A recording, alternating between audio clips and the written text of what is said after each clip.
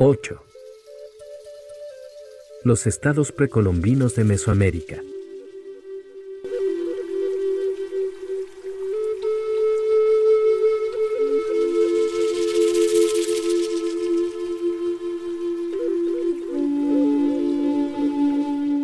Algunos arqueólogos sostienen que las presiones ecológicas y reproductoras tuvieron poco que ver con el surgimiento del estado de Mesoamérica. Afirman que la transición a la condición de estado tuvo lugar primero entre los olmecas y los mayas, que vivían en las tierras bajas pantanosas y en las selvas donde no existía la posibilidad de practicar formas de agricultura intensiva ni barreras que impidieran la dispersión de la población. Aparentemente, estos estados selváticos evolucionaron a causa de los estímulos espirituales característicos de las concepciones mayas y olmecas del mundo.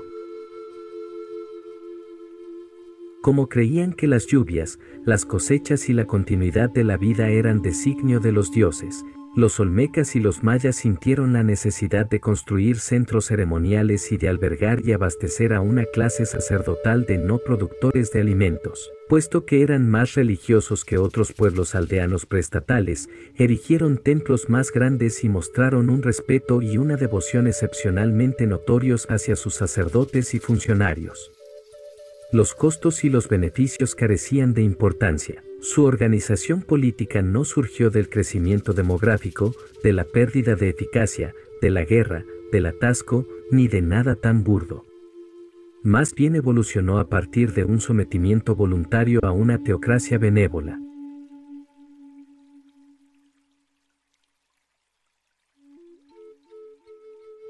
Los arqueólogos que postulan este tipo de explicación para el origen del Estado en Mesoamérica parecen entusiasmarse con la idea de que la fe y la inventiva humanas triunfaron por encima de las condiciones ecológicas adversas. Aunque simpatizo con el sentimiento que sustenta esta celebración de los logros creativos de culturas como la olmeca y la maya, me parece mucho más urgente comprender las limitaciones planteadas por los factores ecológicos y reproductivos, incluso en las formas más inspiradas de la actividad humana. Sin lugar a dudas, los olmecas constituyen un caso desconcertante. Descritos por el arqueólogo mexicano Covarrubias como la civilización madre del Nuevo Mundo, los olmecas habitaron las tierras bajas húmedas y las llanuras costeras de los estados de la costa del Golfo de México, Veracruz y Tabasco. Entre el 800 y el 400 antes de nuestra era erigieron diversos centros-templos ampliamente separados entre sí, los más antiguos del Nuevo Mundo, encima de montículos artificiales de 2 a 3 acres de longitud. El asentamiento más conocido es La Venta, en Tabasco, en una isla en el centro de un pantano. La estructura más imponente de La Venta es un cono de barro de 128 metros de diámetro y alrededor de 32 metros de altura. En torno al emplazamiento aparecen esculturas monumentales que se componen de planchas de piedra tallada de 50 toneladas denominadas estelas, altares y cabezas humanas enormes y redondas que parecen llevar cascos de deportistas.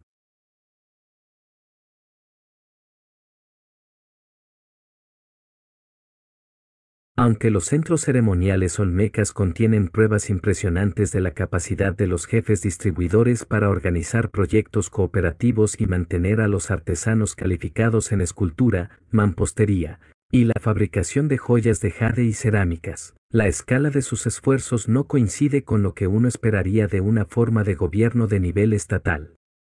Cada emplazamiento pudo ser construido por una población de no más de 2 o 3 mil personas y están demasiado separados entre sí para configurar un único sistema político interrelacionado. A fin de mantener en perspectiva a los olmecas, debemos considerar la escala de construcción característica de los emplazamientos que históricamente se sabe han alcanzado el umbral de la formación estatal. Por ejemplo, cuando los primeros exploradores franceses subieron por el valle del Mississippi, encontraron ciudades populosas y enormes plataformas de barro que sustentaban templos de madera y las casas de sacerdotes y nobles. Un resto de la mayor de estas estructuras, el montículo de Cahokia, todavía existe en las afueras del este de St. Louis.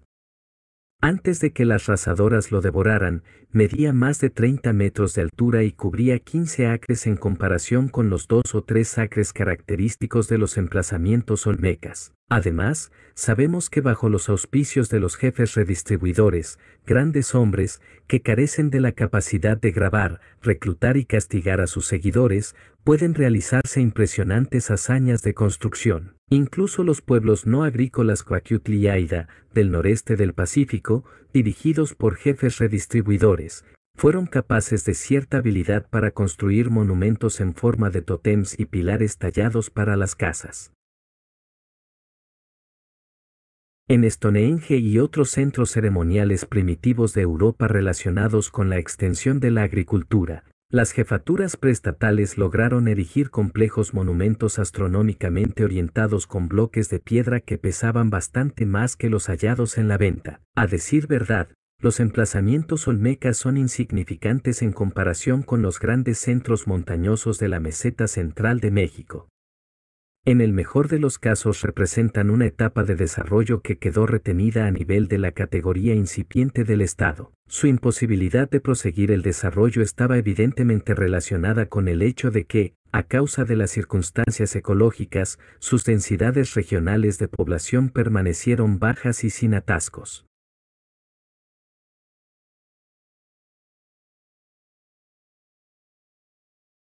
También debo mencionar la posibilidad de que, en las zonas montañosas de la meseta central, todavía es posible que se descubran estructuras ceremoniales indicativas de una categoría incipiente de estado más antiguas que las olmecas. Las excavaciones recientes realizadas por Ronald Grant Ravets y G. Coleman demuestran que las figurillas de tipo olmeca encontradas en Morelos y el Valle de México son tan antiguas como las halladas en Veracruz y Tabasco.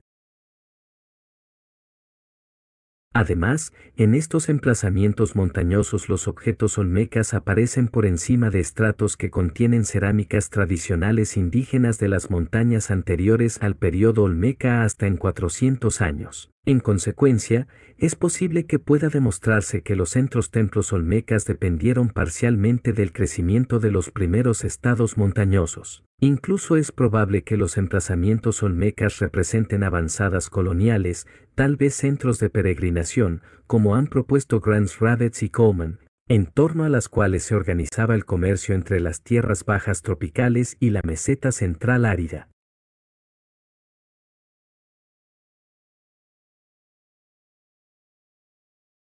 Al este de las tierras olmecas se extiende la península de Yucatán, otra región en la que el camino hacia la categoría de estado parece ignorar los principios ecológicos. Aquí vivieron los mayas, un pueblo que inventó un complejo sistema de escritura jeroglífica y numeración matemática, escribió su historia en libros en forma de acordeón, realizó observaciones astronómicas exactas, desarrolló un calendario solar altamente preciso y dominó las artes de la escultura en piedra y la mampostería. La mitad inferior de la península de Yucatán está cubierta por una densa región selvática denominada Petén. Del 300 al 900 antes de nuestra era, los mayas se dedicaron a la construcción de numerosos centros ceremoniales en el corazón de esta región. Norman Hammond ha contado 83 emplazamientos principales en la porción sureña de Yucatán, separados por una distancia media de solo 15 kilómetros. En estos centros aparecen edificios de muchas habitaciones complejamente adornados y agrupados simétricamente alrededor de plazas centrales empedradas, salas de baile para juegos rituales, estelas de planchas de piedra con fechas conmemorativas, las genealogías de los gobernantes y otras informaciones históricas que todavía no se han descifrado, altares con grabados de textos jeroglíficos adicionales e imponentes estatuas de los dioses y la nobleza. Por encima de todo se ciernen las enormes pirámides truncadas con caras de piedra tallada y coronadas por templos de piedra. El emplazamiento más grande es Tikal, cuyas pirámides ascienden 57 metros en escarpa por encima del suelo de la plaza. En su apogeo, durante el siglo IX de nuestra era, Tikal pudo llegar a contar con cerca de 40.000 habitantes en su perímetro rural y la densidad global fue calculada en 250 personas por milla cuadrada. Así, el Petén habría estado tan densamente poblado como la Europa moderna. No caben dudas que los centros mayas más grandes eran las capitales administrativas de los pequeños estados. Pero no existen posibilidades de que los mayas alcanzaran la categoría de estado de un modo totalmente independiente de los estados preexistentes de la región montañosa. Teotihuacán, que analizaré a continuación, ya contenía varias decenas de miles de habitantes cuando Tikal solo asomaba por encima de las copas de los árboles. Teotihuacán se encuentra a más de 900 kilómetros de Tikal, pero las ondas de choque militares y económicas emitidas por los grandes imperios montañosos llegaban regularmente a las regiones más lejanas. Sabemos que en el 300 de nuestra era Caminaljuyu, una ciudad maya emplazada en las montañas guatemaltecas que daban al Petén, había caído bajo la influencia de Teotihuacán. Caminaljuyu probablemente contenía una guarnición militar que controlaba las rutas comerciales entre el Petén, la costa del Pacífico y la meseta central mexicana. Después del 300 de nuestra era, el comercio de mercancías. Los estilos pictóricos y los motivos arquitectónicos de los centros del Petén permiten afirmar que los acontecimientos de las tierras altas de la meseta central afectaban a los mayas. No pueden excluirse los compromisos militares reales entre los estados montañosos del formativo tardío o el clásico temprano y los estados mayas incipientes en el Petén.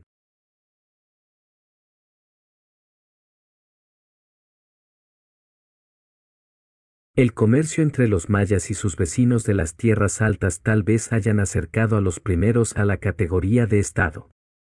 La región de Petén carece de fuentes de piedras indígenas adecuadas para la manufactura de metates y manos o cuchillos y puntas de proyectiles. Estos objetos eran imprescindibles para moler maíz y para las armas militares. Junto con la sal, los obtenían a través del intercambio con las tierras altas. Quizás este intercambio acrecentó la distancia entre los jefes redistribuidores mayas primitivos y los plebeyos en dos aspectos. Era posible obtener términos más eficaces de intercambio con individuos más poderosos que eran pares de la nobleza de nivel estatal con la cual tenían que tratar, y el control de estos recursos estratégicos adicionales pudo sumarse al potencial para dominar a los incipientes campesinos productores de alimentos. De manera general, cuanto mayor era el volumen comercial, mayor era el movimiento a través del sistema redistributivo y el poder de los individuos que estaban a cargo del proceso redistributivo.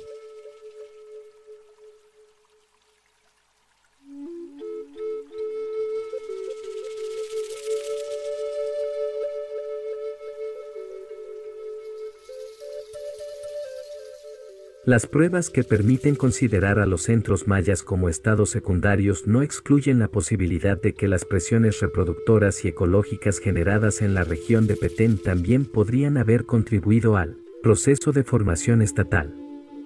Vista de cerca, la selva de Petén está llena de sorpresas. El primer aspecto que es necesario aclarar es su tamaño. Solo 30.000 millas cuadradas en comparación con los 2 millones de millas cuadradas de la del Amazonas Orinoco. Luego aparece su peculiar tipo de precipitaciones. A medida que uno avanza hacia el norte, desde Petén hasta el extremo de la península de Yucatán, las precipitaciones anuales disminuyen y los bosques son reemplazados por arbustos espinosos, cactus y otras plantas resistentes a la sequía. Dentro del bosque central de Petén, la precipitación anual solo alcanza la mitad, aproximadamente, que la del Amazonas Orinoco. La estación seca en Petén es extremadamente severa y tanto el total anual como el estacional están sometidos a variaciones extremas. Es posible que no caiga una sola gota de lluvia durante los meses de marzo y abril. Las condiciones de la sequía suelen prevalecer durante febrero y marzo, e incluso durante la estación de las lluvias. Según C.L. Lundell. La vegetación no posee la exuberancia del auténtico bosque lluvioso, de modo que se lo podría considerar un bosque casi lluvioso. Las precipitaciones ascienden a menos de 1.800 milímetros, máxima que no basta para mantener un auténtico bosque lluvioso en una región con una estación seca pronunciada. La mayoría de los árboles de Petén mudan sus hojas en cada estación seca, tendencia que se ve acentuada durante la sequía. En realidad, esta selva a veces está tan seca que los agricultores ni siquiera tienen que podar a fin de despejar los terrenos de cultivo de la estación siguiente incendiando la maleza. En esas ocasiones, la preocupación principal es evitar que los incendios se extiendan.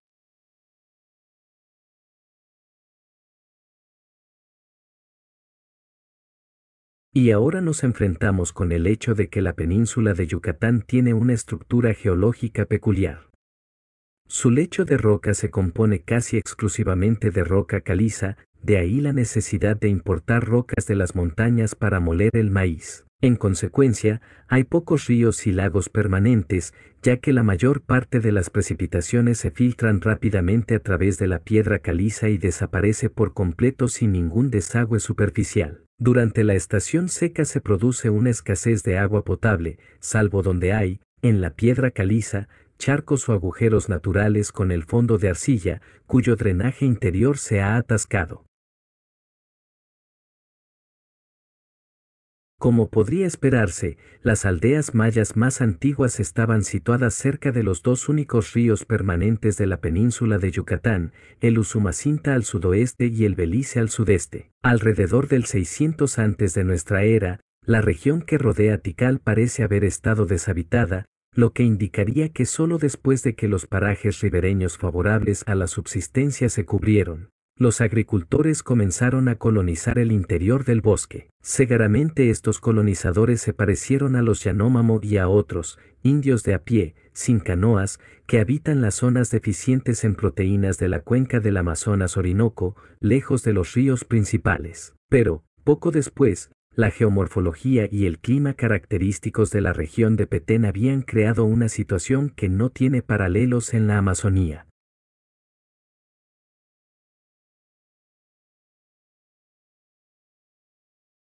Los agricultores primitivos de Petén no tuvieron la libertad de expandirse parejamente a través del bosque. Era necesario situar las colonias cerca de los charcos que con seguridad no se evaporarían durante una aguda sequía. Sabemos que posteriormente se excavaron cisternas totalmente artificiales, denominadas chultuns, hasta una profundidad de 20 metros en el lecho de roca de piedra caliza, y se endurecieron con cal a fin de asegurarse las provisiones de agua dulce. Algunos chultuns se construyeron debajo de las plazas empedradas de los centros ceremoniales y, durante las tempestades lluviosas, actuaban como cuencas. En una aldea moderna de Campeche, el agua potable durante la estación seca se obtenía bajando 135 metros por debajo de la superficie a través de una caverna subterránea. Todos los emplazamientos mayas clásicos, incluidos Tikal y otros centros de Petén, fueron construidos junto a pozos de almacenamiento o reservorios artificiales o naturales. El más famoso de los charcos naturales o cenotes está situado cerca de Chichén Itzá, un centro maya tardío en el monte de Yucatán. Las enormes cantidades de huesos humanos y de objetos de oro extraídos del fondo sugieren que arrojaban en él a personas y objetos rituales a fin de satisfacer a los dioses de las aguas. Por ello existen muchas posibilidades de que las colonias primitivas de Petén tendieran a aumentar más allá del punto normal de división de las aldeas del bosque tropical. Esta teoría desplaza el problema de la aparición de los centros ceremoniales mayas desde el reino de los cielos al reino de la tierra y del agua. Los agricultores mayas tenían una razón muy práctica para no huir a los bosques cuando sus jefes redistribuidores comenzaron a actuar como monarcas en lugar de como mumis.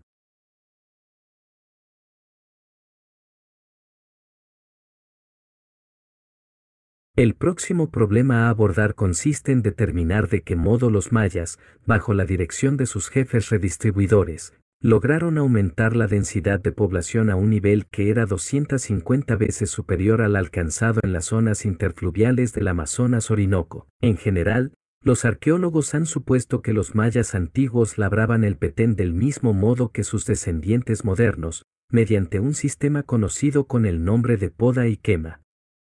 Pero, evidentemente, esto es algo imposible. La poda y quema constituye una forma de agricultura que se adapta bien a las regiones que poseen abundante cobertura boscosa y cuentan con altas tasas de regeneración. El objetivo del sistema de poda y quema consiste en utilizar una sección de bosque durante algunos años, dejarlo en barbecho lo suficiente para que los árboles vuelvan a crecer y más tarde volver a utilizarlo. La poda se refiere a la práctica de cortar árboles pequeños, enredaderas y arbustos, y dejarlos secar antes de prenderles fuego. La quema, que generalmente se realiza poco antes del comienzo de la estación de las lluvias, crea una capa de cenizas que actúa como fertilizante. Los cultivos se plantan directamente en el terreno cubierto de cenizas, en agujeros o pequeños montículos, sin necesidad de labranza. Durante 2 o 3 temporadas es posible obtener altas producciones de maíz, judías, sidracayotes y otros cultivos. Después, las malas hierbas se diseminan desde el bosque circundante no podado e invaden el campo. Al mismo tiempo, las precipitaciones filtran la ceniza fertilizante. Poco después será preciso encontrar un nuevo terreno. La agricultura de poda y quema permite altos rendimientos por hectárea y por hombre hora siempre que se mantenga entre las quemas sucesivas un intervalo suficiente que permita un nuevo crecimiento considerable de árboles y arbustos. Cuanto mayor sea la cantidad de cenizas, más elevada será la producción. Cuanto más largo sea el intervalo durante el cual un bosque permanece en barbecho, más madera habrá para convertirla en ceniza. Por este motivo, los agricultores de poda y quema del sudeste asiático se consideran el pueblo que come bosques. Cuanto más breve sea el periodo de barbecho, más baja será la producción. En los bosques tropicales el descenso puede ser brusco, no solo en virtud de que las fuertes precipitaciones concentradas filtran rápidamente los nutrimentos del terreno, sino porque las malas hierbas crecen más tupidas cada año que el campo se mantiene en uso constante.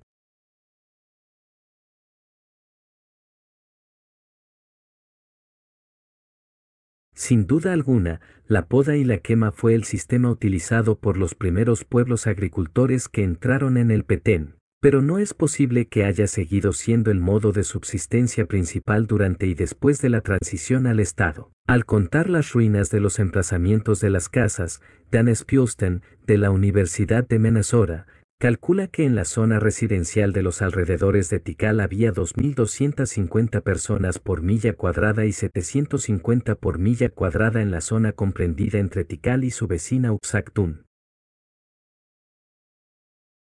Es imposible que los sistemas de poda y quema puedan sustentar semejantes densidades.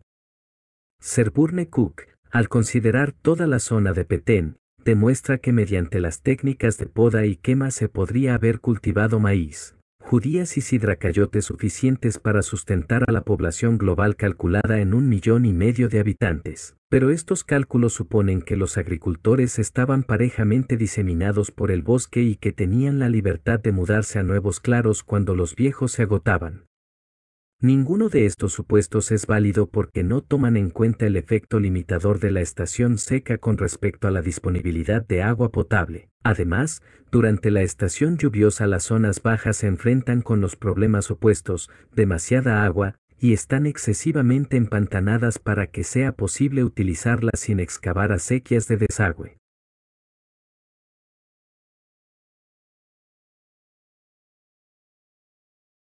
Teóricamente, la imagen de lo que debió ocurrir parece clara. A medida que la población de Petén aumentaba, debieron intensificar el ciclo de poda y quema, lo que dio por resultado barbechos más breves entre las quemas y, por ende, una merma del rendimiento. Así surgieron las condiciones para la adopción y la proliferación de un sistema más eficaz que implicaba costos iniciales más elevados que, a su vez, crearon la base para unas densidades de población aún más altas y para la aparición de los primeros estados menores. Pero ¿cuál era la naturaleza del sistema nuevo y más productivo? Temo que mi teoría se ha adelantado a los testimonios arqueológicos, aunque existen algunos indicios esperanzadores de que las pruebas están a punto de alcanzarla.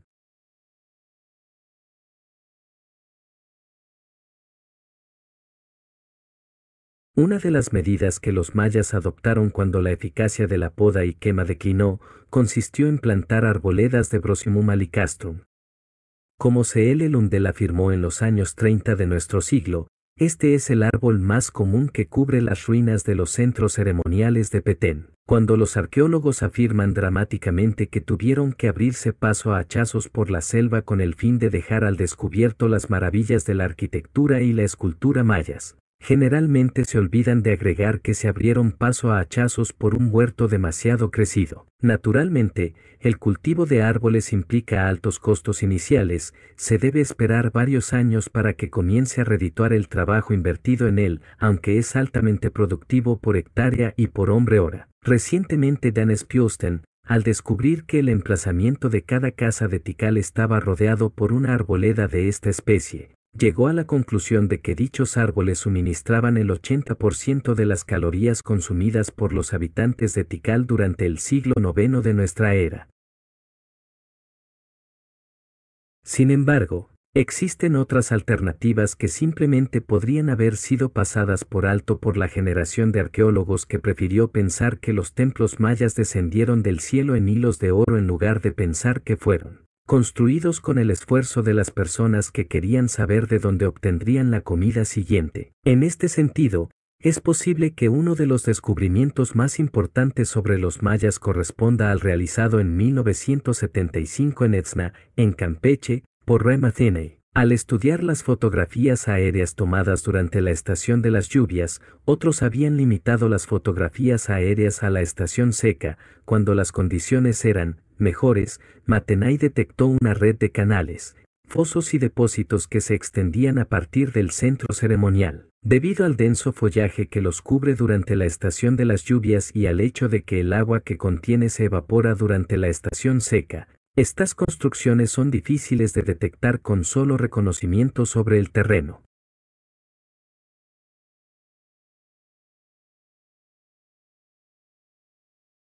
Los canales tienen aproximadamente 1,5 kilómetros de longitud, 30 metros de ancho y alrededor de 3 metros de profundidad. Matheney supone que fueron utilizados para almacenar agua potable, para regar a mano los huertos adyacentes y como fuente de barro para renovar la fertilidad de los campos en barbecho. Agregaría por mi parte que, en algunas regiones, los canales permitieron que se practicaran 2 cosechas anuales. Una basada en drenar las zonas bajas durante la estación de las lluvias y la segunda plantada en el barro húmedo durante la estación seca. Aunque Etzna se encuentra fuera de la zona central de Petén, el hecho de que su sistema de control de las aguas no fuera detectado durante tanto tiempo significa que todos los juicios con respecto a la ausencia de sistemas intensivos dentro del Petén han de quedar en suspenso.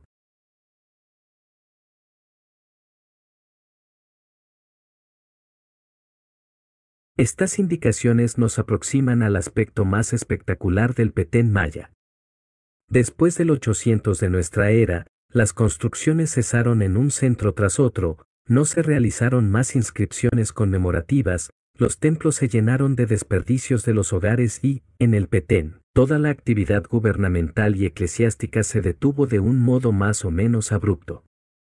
Las autoridades en la materia difieren con respecto a la rapidez con que disminuyó la población, pero, en la época de la llegada de los españoles, la zona de Petén hacía mucho que había retornado a densidades de población iguales o inferiores a las características de épocas preestatales y, hasta hoy, la zona sigue prácticamente despoblada. En un momento u otro, muchos sistemas estatales mesoamericanos precolombinos, incluido Teotihuacán, sufrieron colapsos igualmente bruscos. Lo singular del Petén maya es que no solo desaparecieron permanentemente los estados, sino también poblaciones enteras. En las montañas de la meseta central, la caída política generalmente era seguida de la aparición de estados e imperios nuevos y más amplios, que abarcaban el territorio y la población de sus predecesores. En consecuencia, lo que se deduce de la caída de los mayas es que el estado de Petén desarrolló una base ecológica extraordinariamente vulnerable que, una vez quebrada, no fue posible regenerar.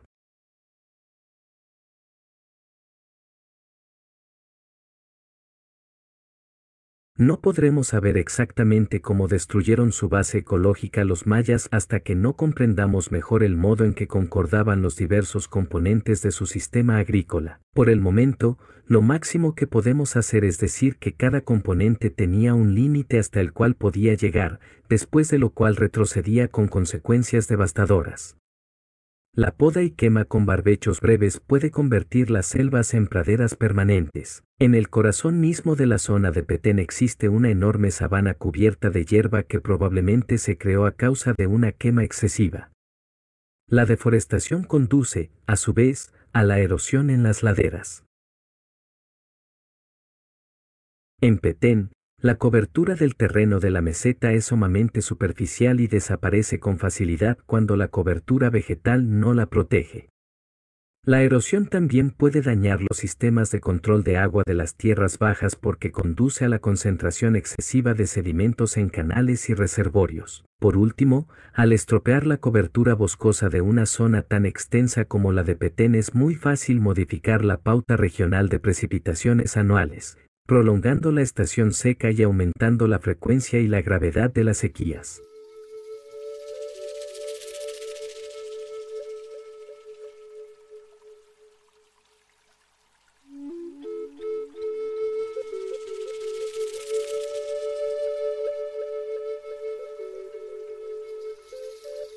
Es posible que la desaparición real de cada centro de Petén haya planteado un drama ligeramente distinto, en algunos, el fracaso de las cosechas, en otros, la rebelión, la derrota militar en unos terceros o diversas combinaciones según los acontecimientos locales. Pero no caben dudas de que el proceso esencial lo constituía el agotamiento del terreno frágil y de los recursos boscosos hasta un punto tan grave que, para su regeneración, era preciso dejar de utilizarlas durante varios siglos.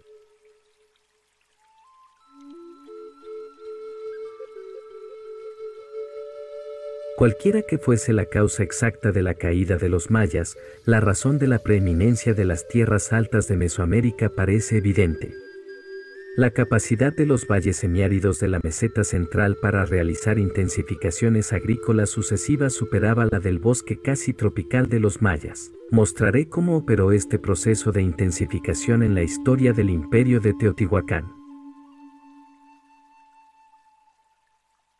El Valle de Teotihuacán es una rama del Valle de México que se encuentra aproximadamente a 38 kilómetros al noreste del centro de Ciudad de México. Al igual que el Valle de Tehuacán, donde Richard McNash encontró las plantas domesticadas más antiguas, el Valle de Teotihuacán no tuvo aldeas permanentes hasta el primer milenio antes de nuestra era. Entre el 900 y el 600 antes de nuestra era, las aldeas estaban confinadas a las pendientes boscosas superiores del valle, por debajo de la profundidad de las heladas, pero a suficiente altura para aprovechar las precipitaciones suplementarias que caen en las laderas. Sin duda, el tipo de agricultura practicado por los primeros aldeanos era alguna forma de poda y quema de barbechos prolongados. En el 600 a 300 antes de nuestra era, se habían formado varias aldeas más grandes a menor altitud, en el borde del suelo del valle, aparentemente con el propósito de aprovechar los terrenos aluviales y de practicar una forma rudimentaria de irrigación. Durante el periodo siguiente, 300 a 100 antes de nuestra era, las colonias crecieron plenamente en el lecho del valle y una de ellas, el núcleo de lo que se convertiría en la ciudad de Teotihuacán, ya contenía 4.000 habitantes. El movimiento desde las laderas hasta el lecho del valle sugiere claramente la existencia de presiones reproductoras crecientes a consecuencia de la intensificación y el agotamiento del sistema de poda y quema, sobre todo por deforestación y erosión. A medida que la eficacia del trabajo de la agricultura de poda y quema disminuía, mereció la pena utilizar gastos iniciales y trabajos de construcción en las estructuras de irrigación. Numerosos manantiales grandes alimentados por el agua que se cuela a través de las laderas volcánicas porosas hasta el lecho del valle constituyeron la base del sistema de irrigación de Teotihuacán, que incluso se utilizan actualmente. A medida que la población de la colonia central aumentó, la red de canales del tamaño de ríos y alimentados por manantiales se utilizó para regar alrededor de 14.000 acres de tierras de labranza altamente productivas y de doble cosecha.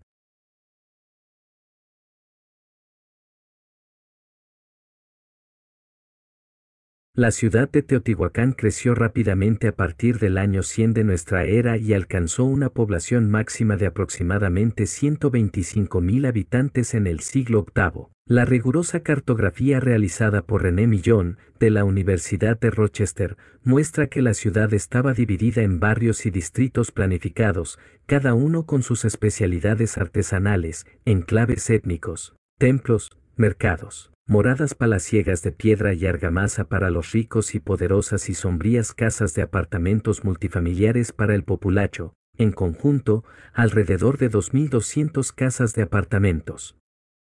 Millón ha contado más de 400 talleres especializados en la fabricación de herramientas de obsidiana y más de 100 talleres de cerámica. Los edificios más grandes y decorados bordeaban la enorme avenida escalonada que recorría la ciudad en toda su longitud, cerca de 3 kilómetros, de norte a sur.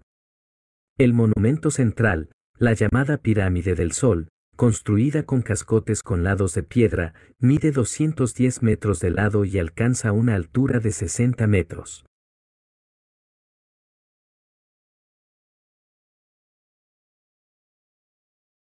Alrededor del 700 de nuestra era, Teotihuacán sufrió una caída catastrófica, debida probablemente a la quema y al saqueo, asociados con la aparición del nuevo poder imperial, los toltecas, cuya capital se encontraba a apenas 30 kilómetros, en el valle de Tula. Aunque las pruebas son incompletas, considero que el responsable principal fue el agotamiento del medio ambiente.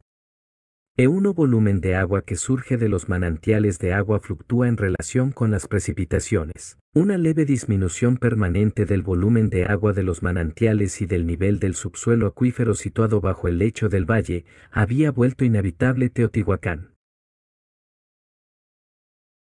Sabemos que se produjo la deforestación de un perímetro cada vez más amplio a medida que la ciudad crecía y consumía mayores cantidades de madera en vigas y travesaños para las casas, en combustible para cocinar y en la manufactura del yeso. Esta deforestación se cumplió a una escala lo bastante grande para alterar la pauta de precipitaciones y desagües de las pendientes superiores del valle. Existía una solución técnica al problema hidráulico que los habitantes de Teotihuacán no pusieron a prueba, salvo en una base muy limitada. Esta solución consistía en utilizar el lago poco profundo y las tierras pantanosas que bordeaban el valle de Teotihuacán por el sudoeste y que probablemente en esos días estaban enlazados con el lago Texcoco, una masa de agua grande y parcialmente salobre que cubría la mayor parte del contiguo Valle de México. Para aprovechar las orillas del lago, era necesario construir acequias de desagüe y apilar la tierra extraída en lomos, procedimiento mucho más costoso que otros tipos de irrigación. Iniciada alrededor del 1100 de nuestra era, los pueblos que habitaban el Valle de México ya no podían evitar los altos costos iniciales de esta forma de agricultura. Una red de canales de desagüe y de lomos altamente productivos, cuya fertilidad se aumentaba constantemente mediante nuevos dragados, se extendió a lo largo de la orilla del lago y constituyó la base de subsistencia de media docena de gobiernos en lucha entre sí. Uno de ellos fue el Estado azteca, que se convertiría en el último poder imperial indoamericano de América del Norte, dado que Tenochtitlán, la capital de los aztecas, estaba situada en una isla conectada a la orilla mediante un arrecife. Los aztecas gozaron de una ventaja militar con respecto a sus vecinos y poco después controlaban toda la región lacustre. A medida que la población alcanzaba densidades sin precedentes, los montículos en forma de lomo se extendieron hasta el lago propiamente dicho mediante el vertido de barro encima de maleza, tallos de maíz y ramas de árboles, lo que dio por resultado chinampas, o jardines flotantes, que, como es lógico, no flotaban, fabulosamente productivos.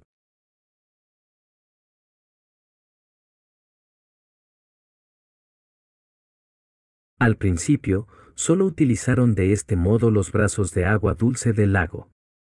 Pero a medida que las zonas ocupadas por las chinampas aumentaban, los ingenieros aztecas intentaron disminuir la salinidad de las porciones salobres haciendo diques y nivelando aquellas con agua dulce canalizada a través de un complicado sistema de acueductos y compuertas.